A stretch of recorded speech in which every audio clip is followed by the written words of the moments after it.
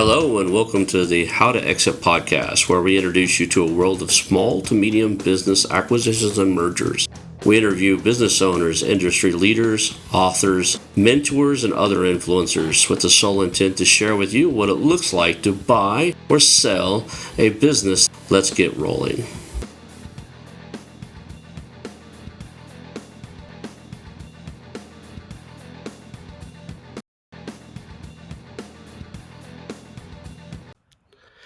Hello, and welcome to How2Exit. Today, I'm here with Andrew, and I'm going to let you say your own last name. Why don't you tell us your name there? Sure, Andrew Pierno. Pierno. So I think I can get that one right. So there's a growing trend where I'm butchering people's names, and I'm trying to get out of it. So today we're here, and you have experience in buying. And the first one we've had on the show, we're buying software company, right? Software as a service, SaaS. So I think we're going to get into that. The first place I like to start always is kind of how did you get into this space? Your origin story a little bit. So just can we start there? Would that work for you? Yeah, absolutely. So I went to school at Berkeley. I have a degree in econ and computer science. And I kind of got my start at a venture studio here in Santa Monica. So we had half of the business that was pure traditional venture, right? Just kind of a fund. The kind of more interesting side of the business was we also had a small fund to build companies internally. Again, when I say companies for the duration of this conversation, I just mean software. That's all I know. So we had a small fund to build. We got like $1 million, $3 million, $1 million to do for each company, right? So like each company got $1 million. Tried to do a consumer application that didn't work. Did kind of like a distressed venture deal. That one went like decently well. And then the winner in our portfolio was a machine learning kind of deep tech computer vision type thing. I ended up becoming CTO of that. We raised about $8 million for that. It was a whole kind of venture track type of deal. And fast forward, several years later, we sold the assets off. It wasn't a meaningful or great exit, but that informed how I think about buying software businesses today. I joke that I figured out the wrong way to do a venture studio. And almost everyone I've ever talked to that's done a venture studio has about the same feedback, which is, don't do it. If you're not familiar what a venture studio is, it's like the idea of it's almost like a search fund, but like you building a bunch of different things and then you just kind of quote unquote see what works and then you just go do the thing that works. It sounds so logical, right? But the execution of it is much more difficult. But there are kind of core concepts that we still use today. So yeah, that's kind of how I got into it, just through the venture studio. And I'm skipping over like 6-year gaps, right? I was CTO of that company for a long time. And then, yeah, once that ended, I just decided, what if we skip that painful experimentation phase that might take between 1 and 3 years, and we buy something that's working to some extent, and see if we can take it and grow it from there. Awesome. So when my guys are out there, the guys that listen to the show, a lot of them are on the acquisition side. They have a buying criteria, meaning that like for us, it's typically a lot of brick and mortar. So there's a lot of things like they've been in business for 5 years, they show a profit, they starting to at least get some standard operating procedures and stuff. So there's some systemization around it. What would be the buying criteria that you would look for a SaaS, a piece of software under the SaaS model? So right now I'm sure you've seen on MicroAcquire, other marketplaces. There are things on there where people make like $8 a year and they want $1 million for their crappy tool they just built last week. It's just crazy out there right now. So we have 3 partners here. I'm kind of a bit of a gunslinger. And we do have somebody that's kind of in private equity on the real estate side that keeps me and the company from making poor decisions. So he's really the sober one when it comes to financials. But buying criteria, the implication here is like almost a thesis type question too. We started with a very narrow thesis, right? We're going to go buy some very specific kind of software. And we went out to the market and there was nothing for sale. So we spent about 4 months just trying to find a deal that matched our thesis. And after a while, we just said, forget this. Let's just go buy things that are small. Let's go make reasonable buys for reasonable multiples. So if we lose our ass, it's not that big of a deal. And it ended up working out for those initial two. So we've done 5 acquisitions to date. We've sold one of them off. Most of them are developer tools, so software developer tools. So like the audiences we sell to software developers, which is a really difficult customer segment. And 2 of them are actually Y Combinator companies. So if you're unfamiliar with Y Combinator, it's like the world's premier startup accelerator. And this kind of ties it back to my experience with the computer vision company, is that sometimes you get on the venture, let's call it rabbit wheel or flywheel or whatever, you're on that path. And when everything works well and you go from pre-seed to seed to series A to B to C, all the way up to going public, that venture path can work quite well. And the problem is when you miss one of those steps, which we did, there's almost nowhere to go. And a lot of times those deals go to zero. So I spend a lot of time these days thinking about what does it look like for XO to continue buying these SaaS companies, but be a little bit more specific in that we buy kind of venture distressed deals, which distressed venture deals might actually just mean they're amazing small businesses. They just don't happen to be right for the venture model. Yeah, there's a huge play inside of acquisitions and mergers, even in the brick and mortar, to do what's called carve outs, right? So a big company like, maybe not as big as Google, but let's use Google for example. They buy a company that has 2 or 3 different divisions, and one of them is just kind of doesn't fit in with Google's model, right? A lot of times the Googles of the world will either shut that down or carve it off and sell it for really reasonable prices. So I think because it just doesn't make significant contribution to what their goals are. And I can see that the same thing happens inside of the venture capitalist, right? The VC firms are looking for 100 plus X. And if you don't have a trajectory to that, you're kind of just wasting their time. So I can see where you can Well, step in and yeah, I always just like to be very clear. One, I'm definitely not anti-venture. I have a bunch of friends that are in venture, awesome guys. I just think that model is very specific. And I think it applies to a much smaller number of companies than you might believe just reading stuff about software startups in the Wall Street Journal or whatever. They make it seem like, oh, you want to go start a software company. Step 1, build something. Step 2, go raise a bunch of money because that's how this is done. There are just like so many other paths that are much more reasonable. And so I always use these moments to say, look, there are other ways to do this. And particularly for younger first time entrepreneurs, like if you don't have some, I don't know, let's say whatever your FU money in the bank number is, if you don't have that yet, actually, like maybe don't go take a unicorn type of swing, right? Don't go try and take a home run swing, but try and take go get a base hit, right? Let's go see what that's like. And that's such a more reasonable, I think, predictable path. And I always, again, like to use these opportunities to just reiterate that there's more than one way to build a software company. yeah, I can. Sorry, I can see that totally, and I actually tell people all the time I don't go unicorn hunting, right? And that includes in some of like there are some brick and mortar type of businesses who believe they're kind of a unicorn, right? They're going to be the next $1 billion company. Chances are, more often than not, you're not going to be. And if you're trying to sell at that value, like I'm going to be that, then there's an unrealistic expectation. And there are lots of people on the planet that need is fulfilled. There are plenty of unicorn hunters on the planet, VC firms and private equity, that type of stuff, that you can enroll in your vision and they'll put money into it. I'm just not that guy, right? I'm looking for like when I go out and look, I'm looking for something that immediate returns. It's running well. We can grow it. Maybe bolt on some other stuff. Mm-hmm. There's some arbitrage plays you can play inside of the acquisitions and mergers games, where if you get above certain thresholds, the multiple the business is worth goes up. And I'm sure that's the same way in your realm, right? You buy a business that's generating $1,000 a month, you can get it at 1 or 2x seller's discretionary earnings. You get the thing up to $100,000, $200,000 a year, $500,000 a year in profit. Now in the SaaS space, that's crazy right now, isn't it? Like 30x or something. What's the multiple for a well running SaaS right now? The listed multiple or the thing that people like the amount that you actually pay. Because what's interesting is like one, I don't know that 1 to 2 exists right now.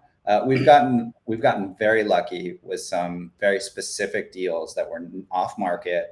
So I mean, I'm finding deals on Twitter or just through my network that are off market and they're never going to go to market, right? We'll just kind of incrementally keep offering them more not to go to market right now, because I don't think 1 to 2 is possible. I think three to five is reasonable. But some of these are just astronomical. I mean, anything above 10 to me listed on MicroAcquire just doesn't make sense, or any of these marketplaces, because those are strategic acquisition numbers, and we're not going to be a strategic acquirer. Like we're just not. If you want that 10x, then go to your competitors that are big and have raised a bunch of money and go see if they'll pay 10x, because like we can't make our business model work if we pay those numbers.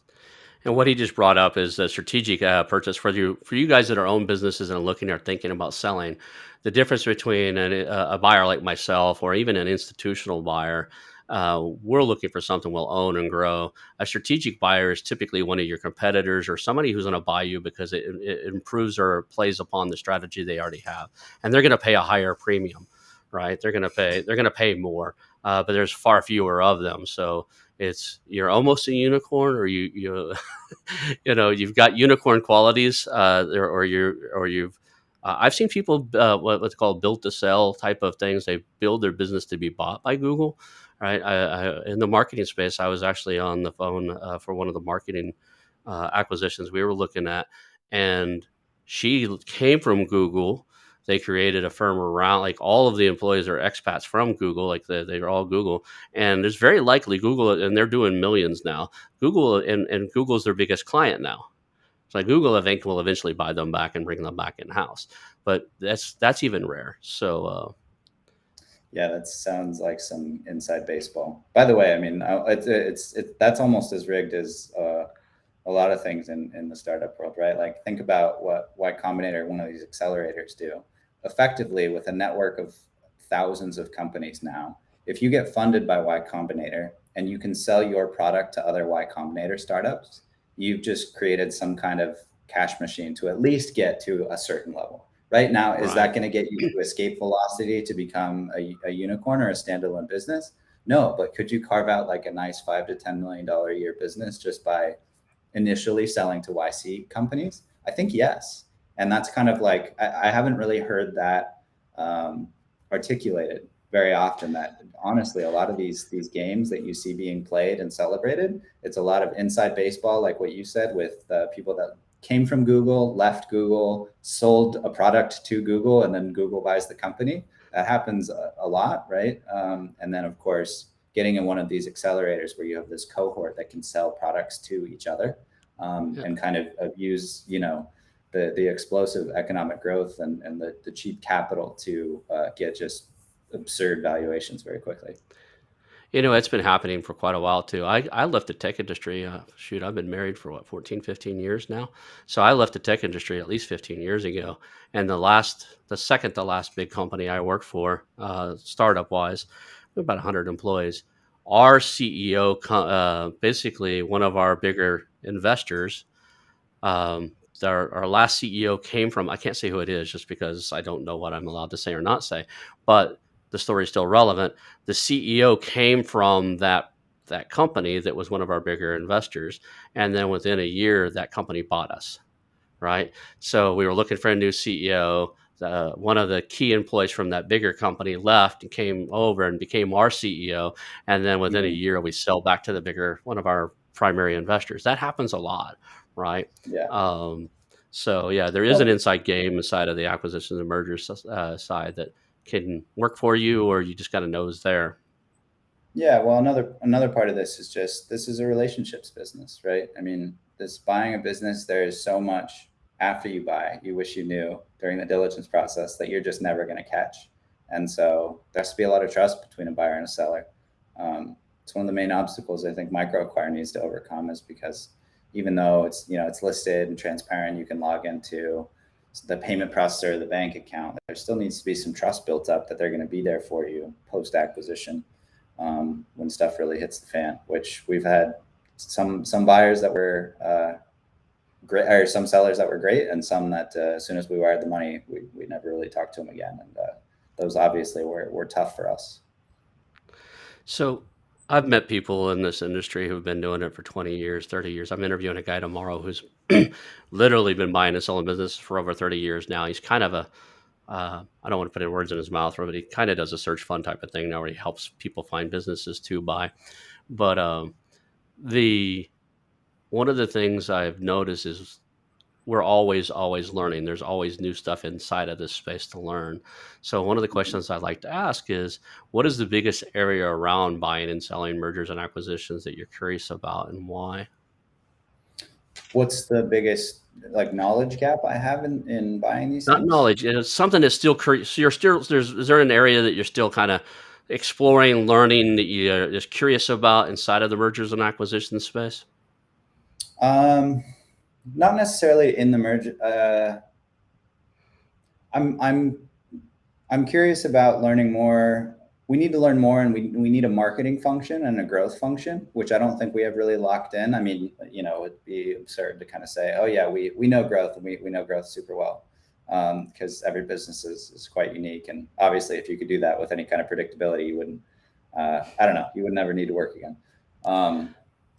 But I don't think that that's what you meant by your question. No, I was just curious if there's some area out there, like, if we, our next move is to learn this, like to I don't know, you know, switch from the capital version to doing LBO, leverage buyout, where we're doing SBA loans to buy bigger chunks of companies. Or is there I an see. area that Yeah, you haven't got into yet that you're interested in?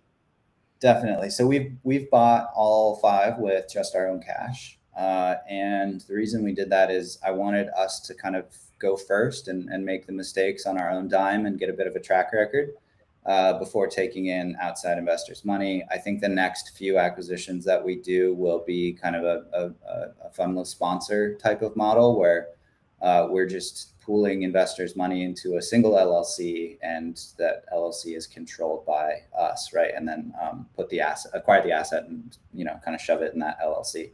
I think we'll do a few of those, and then at the same time, I would absolutely love to explore an SBA loan for software. Cool. So, you know, you're out there, you're looking at deals and stuff. You've been doing it for a while. You've learned a few things. What is something now that you wish you wish you would have known the day one on your first acquisition? Like, how can we give the people who are listening a heads up? Like, you should probably focus or learn this thing, or before you get going.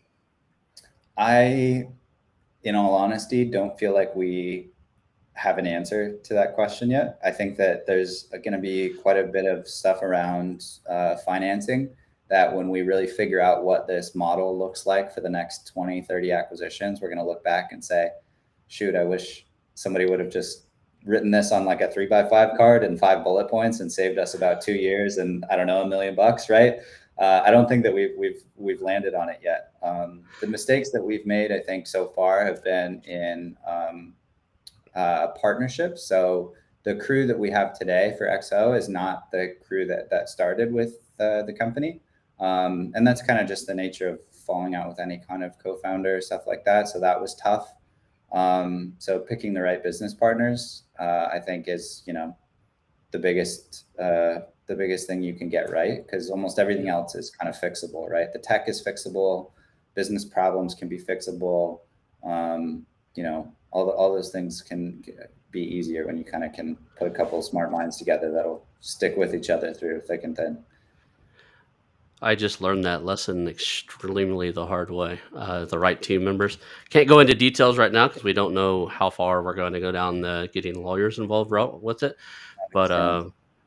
we we're looking at like a $500 million roll up that blew up because of the wrong team members. So, Damn. and we had over $100 million worth of companies under contract to join us in revenue, not profit, but revenue. That had said yes, we're working on negotiating the finals of the contract. when one partner did something that disrupt the whole thing. I can see like that's the biggest thing on any of these deals is knowing your teammates, knowing who you put on your team, you know, Yeah. the best you can. I mean, there's always going to be something. The benefit that we got out of that one is one of the things that's the benefit us is we used Mike Moyer's. I don't know if you've ever studied or heard of Mike Moyer's slicing pie, the dynamic equity model. So Mm-mm. people so basically it's to simplify it, a dynamic equity model by Mike Moyer. It's a book called Slicing Pie or Slicing Pie Handbook is what it's called. You earn shares per hour. So instead of like you and I decided we wanted to create a business together, instead of saying it's 50-50, let's go do this, we go, okay, your market rate is 200. I'll agree. My market rate's probably $200 an hour. We'll give each other 200 shares per hour we put into this project. And then at the end, that creates a pie or a pool of shares, and depending on how much time or effort you put in, you earn a percentage of it. So you don't have people that come in like if you have four partners and one of them doesn't do any work and he still owns 25% of it. That's Yeah. not possible under Mike Warrior's model. So we use that. That helped a lot, and I'll use it again. I'm a big fan of it now. And he's really accessible. I'm not trying to plug the guy. It's just like there's a few books and tools out there that I like that worked really well for me, and that's one of them. Yeah. But Yeah. I mean, so that's kind of like the whole point of vesting, right? Which is I don't know if that's normal in the, it's normal in the software world. Every employee, even co-founders, when you raise enough money, they will put you on a vesting schedule with a 1 year. It's generally a 4 year vesting period with a 1 year cliff. Between 0 and 1 year, zero, right? And then monthly vesting after that. right. So I've had a few of those. I had those type of options. Actually, I had those type of options at quite a few of the startups that I got to be involved with. Um,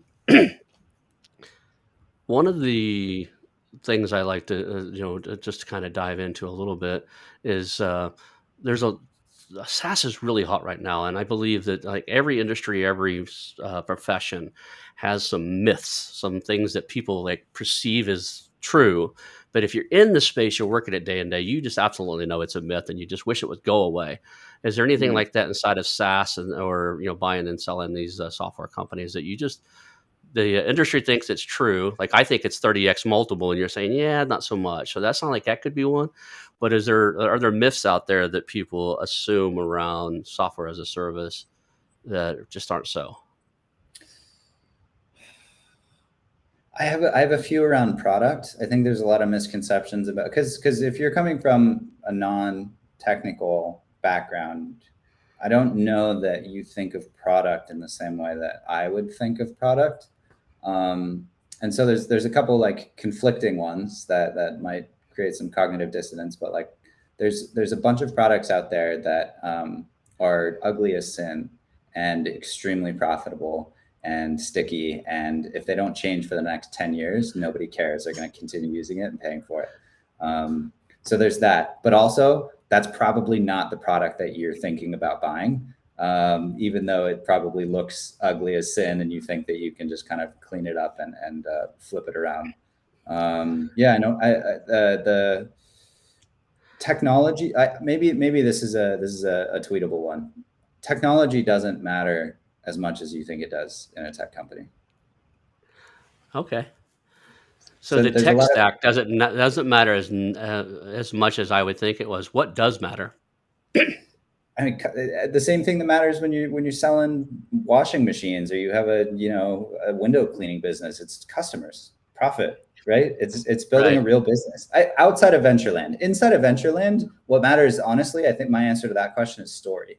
Story matters. You're crafting a story around some innovation wave, and there's a timing piece to that. But I think WeWork's an exact example of how scary story works, right? yes, Inside of yeah, the venture capital space, the story is the business, and a lot of the VC backed things. It's and it's the people. Can people believe that you can fulfill on that story, right? that's right. Can you tell a believable story that people want to get behind and help you try to accomplish. And Yeah. that's true with any business, right? Any business, you got to enroll and get people to see your vision and help you get there. But Yeah. in the venture capital, I could see where that outweighs a lot of stuff. It's almost, in my world, it's almost irrational, right? You know, go back Yeah. to your ugly software mode. I mean, how many people you think have wasted money trying to reinvent Craigslist.com? And to this day, people are still paying and using that. Yeah. It's so. Yeah.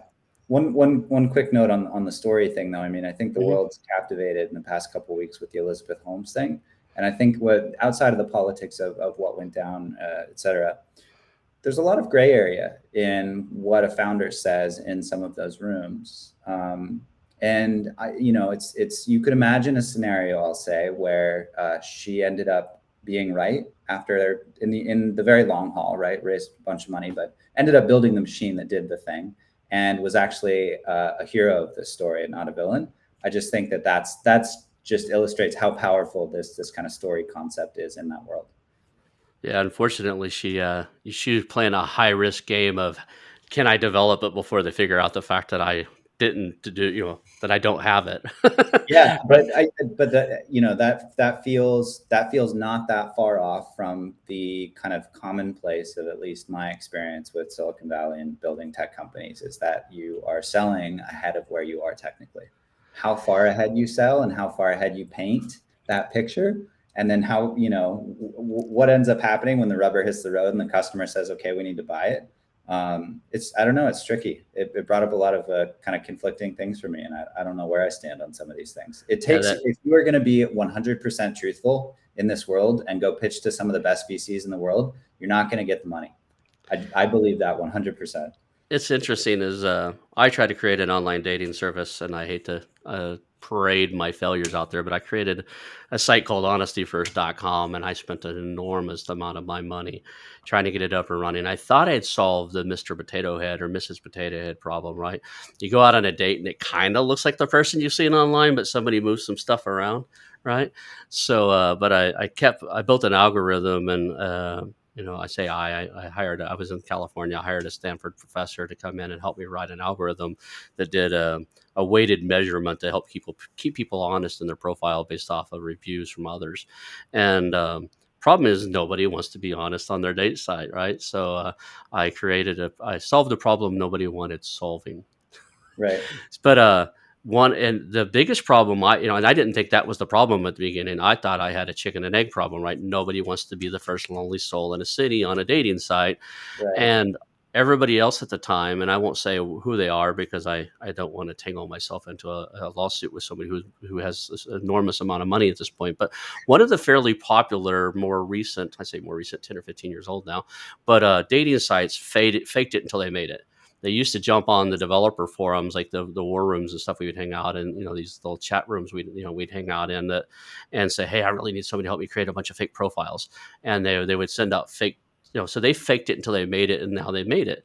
Yeah. I could not. No, number one, I just could not do that personally, and secondly, I named my site Honesty First, so it would be the death of the thousand swords if I got caught doing that. Unlike these other guys who named themselves something a little more logical. Um, Yeah. but yeah, they would create all kinds of fake profiles and then send fake flirts. Like some hot chick would flirt with you on there, and it's like I Totally. just can't do that, right? I had an entire development team I built out of in India that was writing software for me. We could have done it. I could have bought stock photos and did what they did, or paid people to let me use their photos, like they Yeah. were doing, and wrote tools in there to random sets. I just could have. It wasn't that hard. The technology wasn't hard to fake it, Yeah. but I just could not pull myself into it. And I was like, so I'm out there pitching VCs to raise money for something and couldn't get traction. And both a blessing and a curse. I had family emergencies that kind of made me reformat my attention and taking my eyes off of it. It's like, and I'll just be straightforward. My mom passed away of a heart attack, and then 18 months later, I came here to Oklahoma to help with that, and then started spinning my startup back up, getting it more involved again, and then my dad got diagnosed with terminal cancer, and so I kind of shut it back down to focus on him for a little while, and that reprieve away from it opened my eyes. Like, look, I'm spending all this money in the world on this, and it's not working. How Yeah. far down? So I never pulled it back out of the mothball after that. It kind of learned my lesson. And one of the things the VCs actually were saying to me during the process was like, look, you don't have a dating site, you have a software tool. You should try to sell your technology to Match and eHarmony and those type of things. And I talked to some kind of low level guy over at one of those. I won't say who it is, but they're like, nobody. They're the ones that told me nobody wants to be honest in their profile. We actually thought about going down this path, a couple of times, and I talked to two different of those bigger ones, and they both said that we thought about going down this path, but our members, they wouldn't use it. They would actually not like it. So, Yeah. lesson learned. Let's jump back Yeah. into kind of I'm way off track here, right? No, I So was just gonna what? say, looping it back to your like Craigslist point either about how many Yeah, people have tried to reinvent Craigslist. To build like this is I think one of the myths in business broadly is that like if you see a bunch of competition, you should stay away. I think that that's broadly wrong. Like the number of you brought up a CRM tool, the number of vertical specific CRM tools that are just pure software businesses that are out there is just astounding. And to go talk to their customers just love them. CRM for chiropractors sounds stupid, is not stupid. Could be a very profitable business. So I think that too, if you're out there looking for some of these software businesses, don't shy away from something that has quite a bit of competition, right? It's okay to be the 35th dating site if you have something unique and specific that fills a need. There's a lot of people out there. yeah, I totally agree with that. It's inside of the. I think we approached this a little bit, but like when I'm looking for a business to buy, like I have a selection criteria, and it's 5 years in business, we're profitable, the team's in place. If somebody right now has a software as a service and they're looking to exit out of it, what Mhm. is something you're looking for? I'm sure that's it's slightly similar but different. What is your buying criteria to look at a software as a service? So we have stuff around price, the thoughts around price. I think we're a little bit more flexible on market segments. There's some stuff that I just don't want to touch really. Like I think people when they think of software, they bundle like B2B software and B2C software. I am not a B2C guy. You couldn't pay me enough to try and do a consumer application. Like it's just not what I know. And so it's only B2B SaaS. Um, Ideally there's 80% gross margins unless there or higher unless there's some very very good reason for it. That's another kind of gotcha is when you're digging into some of these SaaS businesses like, oh well, it's pure SaaS. Yes, but if they have, for example, a lot of cost that they're paying out to Google or Amazon or whomever, you might end up with a profit margin that looks a lot more like a service business. And so be careful on that front. We have one of those that has a little bit higher, just pure software costs that we pay out every month. So it's pure SaaS, but it's only, I don't know, 60% margins, which I know to this audience probably sounds great, but it's not great for us. Um, and then I think there's a size criteria for what we're trying to do. I know capital's cheap right now. I've been putting together a small pool of investors to go syndicate our next deal to. It doesn't feel like capital is going to be an issue. I have just been spending a lot more time in the past year and a half just trying to learn before I take outside money and go scale this up. I don't think the scale up will be that. I mean, of course, it'll be difficult, but I don't want to do it without having kind of gone first with our own capital.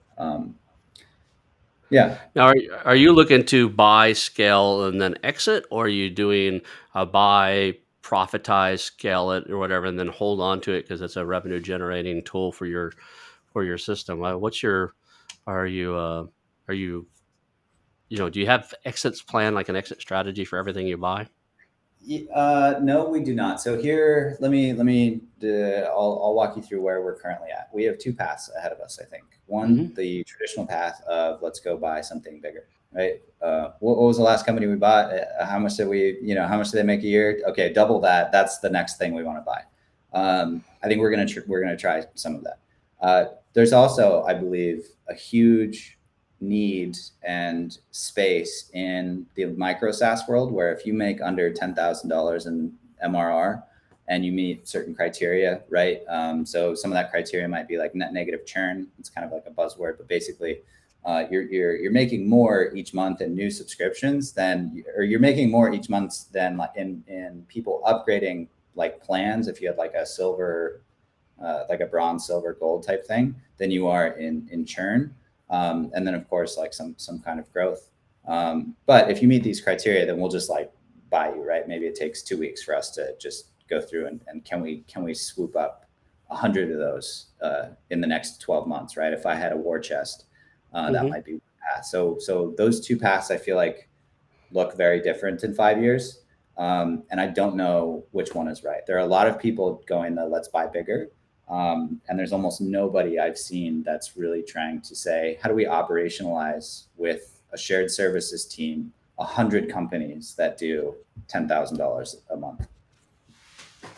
So, inside of your model, or if you're don't have exit plans and stuff, are you just monetizing the monthly use of it and accumulating more revenue that way? Or are you actually looking to what do you I mean, what's the game plan? Yeah, so there's, and then the second part of this is what, how long do we hold these things for? If it's with our own cash, having the cash flow is lovely, right? Having just this cash flow stream is great. The reality of it though is there's not that much left over for us. We're putting everything back into growth, as we should. So there are permanent capital models. Like if you wanted to check one of those out, SureSwift Capital, Hmm.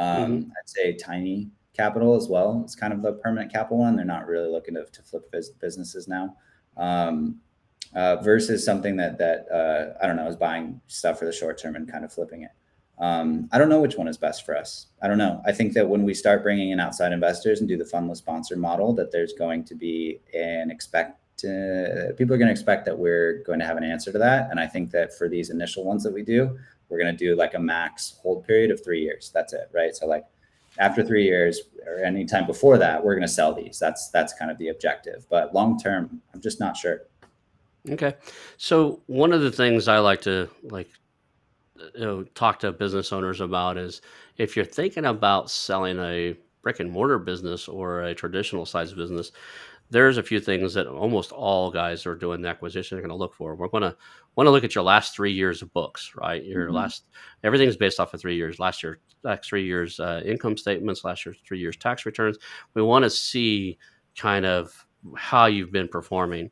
That's totally different in your space. Like some of these tools haven't been around there, so what is the like if somebody wanted to like build something and they're ready to sell it and they're just like wanting, they've got their next idea or next project for whatever reason they're selling, right? Yeah.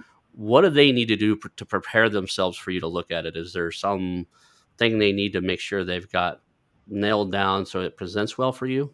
Yeah, there's a ton of education we have to do almost every time we talk to every time I ping somebody on microacquire, hey, we're interested. I know it's going to be at least 30 emails of me explaining like here's 16 terms that we use that are standard that like I just want you to know so that we can like I don't know, have a decent conversation, right? Almost nobody understands really what SDE is or EBITDA. Like nobody's really thinking about their little SaaS business in terms of that. Almost nobody has a P&L. And I mean, like literally can't even export stuff from QuickBooks and just give me something, right? They just don't have that. We got a P&L the other day that like removed all of the people costs. I'm like, dude, like that still counts. We need to know that. So there's a ton of education that I think that we have to go through. But yeah, I mean, just the basics, right? Like the thing that we always ask for is obviously that P&L. So like at the base level, who are you paying? Like the people, and then what are you paying like for the software, right? It's like basically server costs and then people costs. Because the rest is frankly like negligible. Sub I don't know $100,000 MRR. It's like you're not spending that much money on anything other than people or tools. People or servers, really. I mean, sometimes tool costs are high, but not often. But yeah, we're looking at like total number of subscribers. What's your like lifetime value? What's the churn rate? Some kind of growth rate. We always love to know, like, let's say, for instance, we leave the business and do nothing on marketing for the next quarter. Like, how are these people finding the business? Like, what channels are working? Is it cold email working? Is it just organic search that's working? Is it I don't know, miraculously Google Ads somehow, something like that. It's always nice for us to come into a business knowing, like, have you figured out some semblance of a product market fit, and the implication there is some channel to reach these people. Then of course conversion rates, right? How many signups you getting a week? How many free trials, right? What's your conversion rate? Because a lot of these are something freemium. Um, yeah, so like you sign up and you just put your email address in and you can use the product for free. For there's all kinds of variants, but mostly it's like there's a free tier and then a paid tier. Yeah, I know that was a lot, but So you said you had like 16 terms. Most of those, what you were just saying, is the same with brick and mortar businesses, right? totally. Is there anything aside of like the tech stack? Like if you wrote this in, I don't know, I'm going to date myself. I don't even know if it still exists. Like Visual Basic, right? If you, Yeah. I don't even know if that even still exists. But if you wrote it in Visual Basic, I don't even want to see it because it's crap. Is there any tech stacks out there you guys won't touch? Like if it's written in something, or if they built it off of a particular platform or something, it's just kind of like going to be more work than it's worth to fix it. I'm struggling with this answer because we have some opportunities I'm dealing with now that are in a tech stack that our shared services team doesn't know, and I don't know. In If you're buying a big enough business, that doesn't matter. The business comes with the people that know that. Fine, you just go pay for it. If you're tight on cash flow, right? Let's say they're sub 10K or 20K MRR, and I can't really pay. I can only pay people like outside of the US to do anything. Then I have to be a little bit more cautious because the business, let's say I buy it, you know, and it turns out actually like instead of the 10 feature requests that are super urgent, there's actually like 50, right? And that's one of the surprises, that's one of the surprises when buying a deal. Just make sure that the business can actually pay for it. One of our like little superpowers is that when we buy a business in tech stacks that we know, and our shared services team can go and build stuff against it, dev is super cheap for us. That's like, it's like a generator of alpha for us, is that delta between what market says you'd pay for a software engineer and what our output is for these little businesses. So yeah, at the moment, like I'm struggling with this now. We're not at the point where we can add a person to our shared services team to like add a tech stack to our ability to execute against. We're not there yet. But that being said, we do have two companies in our portfolio that are not our core tech stack. We've used contractors literally from Upwork that we literally, after we bought the business, just said, we have a thing in this language. Do you know it? And I say that flippantly. Another kind of alpha that we have is I can manage like cheap overseas labor, because I can take a look and know exactly kind of what they're doing. Even if I don't know the tech stack or programming language, I can tell at a base level if it's good or bad, or if they're sandbagging or writing crappy code. I think that that's something that, unless you have somebody technical on your team, is going to be very difficult to just trust that this guy or gal you found on Upwork that's $20 an hour is going to like do the right thing. I mean, like they're not going to do the right thing. You're going to get yourself into trouble. I know I've gotten myself into trouble with that before. It's interesting as when I worked back many years ago, I'm dating myself now, 98, 99. So back then when I worked for Lockheed Martin, I was a senior tech test engineer. So, but I could read code, and like if we had the code reviews, this is for government software. I could Yeah. read code I couldn't write in. I could understand the logic of it. And I could actually like detect there's a problem in the logic of the code in language Yeah. I couldn't sit down and write in, right? Back then, I don't think I could. These days, I've been out of it for so long. I could write in C, right? Yeah. But some of the other languages and some other stuff there, and I built our whole that dating site I was telling you about. It was on PHP. I'm laughing now because it sounds so ridiculous to even do that, but we built the whole thing on like almost a scripting language, right? So anyway, uh, Perl and Yeah. And PHP. So yeah, I think the one of the more concrete things that tends to happen is you'll say we need X, right? You'll describe some kind of end state for the software that you need it to, some function that you need it to do. It needs to be able to, I don't know, add a calendar. And your tech guy will be like, oh, we can't do that. And you don't have the ammunition or the knowledge to say like, you absolutely can do that. And here's how, and it should be done in 3 days, right? And like, I can do that. And that's right. how we can get away with some of these things. But I think that, and I've seen this, and a bunch of people reach out all the time with this problem. You can't do that if you don't have the technical background to do it. I'm not saying if you're non-technical, you can't buy SaaS businesses. That's not what I'm saying at all. There's all this cool stuff around no code tools, right? Where the actual software product is built with another software product where nobody actually wrote code to do it, which is super cool. There's all kinds of things. So I'm not saying that at all, but I am saying be careful, know what you're getting into, try and get a tech partner to at least look at the code if you're not super familiar with it. Like just have a buddy on your side, or better, a partner that's kind of incentivized in the same way you are to do the right thing. So one of the things I try to avoid, unless I'm the disruptor, I try to avoid buying a business where I see it could be totally disrupted and before I'm able to sell it. So inside of my space, like I'm a real estate investor by previous trade, I wouldn't buy a closing company right now because I honestly think that not crypto is in the coin, but the blockchain and non-fungible tokens, not the art, but the actual science behind it, is going to Mm-hmm. replace your typical title company for both cars and homes. So if you owned a title company on a car, I think that that's going to go into the blockchain. I honestly, or even the a closing company for a house. Yeah. So I don't. I try not to get into anything where I think there's a disruption company, and unless coming, and unless I'm disrupting it, I don't want to be like I don't want to be in the path of that disruption. Um, Mm. inside of the software as a service and inside of software in general, how far off do you think? And this is kind of way out there, but I like to throw something cool at everyone. So, how far off do you think we are before AI actually can write code? Like can actually look at a problem, you tell it what you give it an outline of what you wanted to create, and the AI tool itself could create the code around it. Are Yeah. we get? So it just so happens that company where I was CTO was a computer vision and machine learning. It was an AI company. So I've spent a number of years doing some parts of machine learning. I refuse to call it AI because it's a lot dumber than people think it is.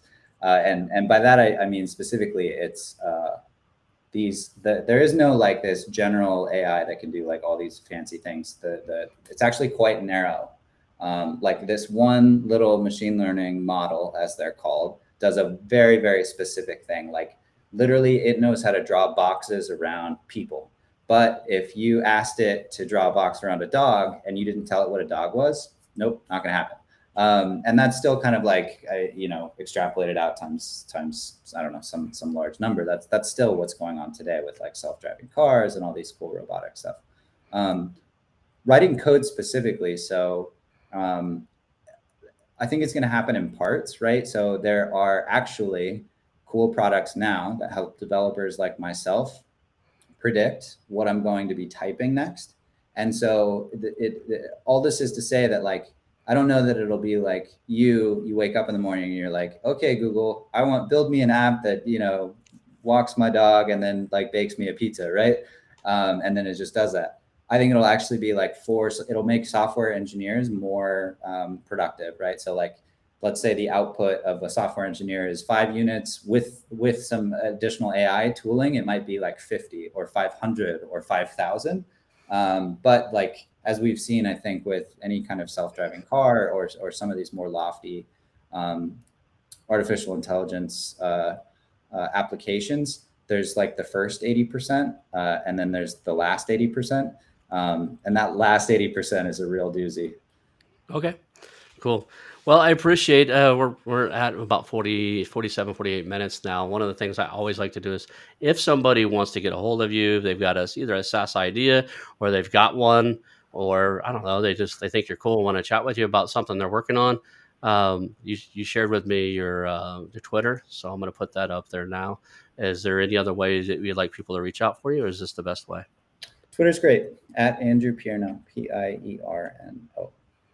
So for those of you guys who are watching the video version of this, it's up live. The guys on the podcast, I'll actually put his Twitter handle on the podcast description. I'll have my people do that, so you'll be able to see it in there. So if you're listening and you didn't get that, just go back to the description of it, and it'll be in there. Um, Anything else? Is there one parting shot? Like is there? I always like to say, is there 3 tips that you'd like to give? People who are looking to either build or maybe in this case buy a SaaS company that you would like them to know? I'm a go do it kind of guy. Like just go try it. I mean, I think some of these things you could buy something for 25, 50 grand, right? I don't know, whatever number you're comfortable with. I'm sure there's a software company that you could go buy and experiment with and just go try it. I did a website software company, and unfortunately, I drug my feet just a little bit too much, and somebody got in there before I did. But it was in the real estate space, and it was funny as I was looking through one of the websites, and I was like, "Is that for sale?" I actually knew them. Like I actually presented beside them at a couple of real estate related meetings, and so I reached out to the lady that owned it, and but yeah, that would it was generating 25, 30,000 a year, and she wanted 60,000 for it. I was all Right. about it. The only reason I drug my feet a little bit is I'm not in the real estate space. So I brought on a friend who is, and by the time I got him involved with it, she had already sold it to somebody else. But yeah, so yeah, there's a lot of small deals out there to get your feet wet. So I think that's a great point. Um, Yeah, well, but let's be very clear. You're buying a job. That first initial small one, you're buying a job. We are still buying jobs, even though we have 5 of them. I now just have 5 jobs, but to really get any kind of escape velocity and start buying real kind of cash flow, it's gonna take a while. If you think you're just gonna buy these things and sit back and sip Mai Tais on the beach because you read one of those stupid books, like it's not gonna happen.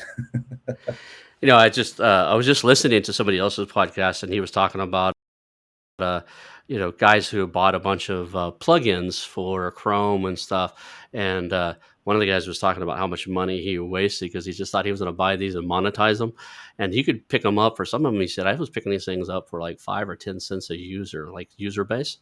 And, so I'd pick up 100,000 users for, a few thousand bucks and thinking I'm going to monetize it. And I spent more than I paid for the company trying to monetize it and stuff. And the users just weren't buying.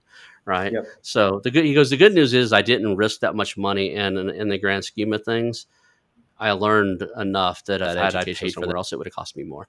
So get out there, do it, just do it. I like that. You said you're the gunslinger. I often get accused of being the ready, fire, aim guy, right? I jump in Yep. and figure it out as I go, and Yep. so I appreciate that. Well, Andrew, thank you for being on. I appreciate your time. People, if you want to get a hold of him, uh, he's Andrew Pierno. Did I get that right that time? Pierno. Pierno, man, I missed it. Pierno helps with the So hand. It's a little Italian. Pierno. Pierno. All right, I like that. I like the SaaS around it, right? Like software as a service, you got some SaaS in your name too, a different way. So I appreciate your time, and I'm gonna end the recording now, and then you and I can chat for a couple seconds. All right. Great.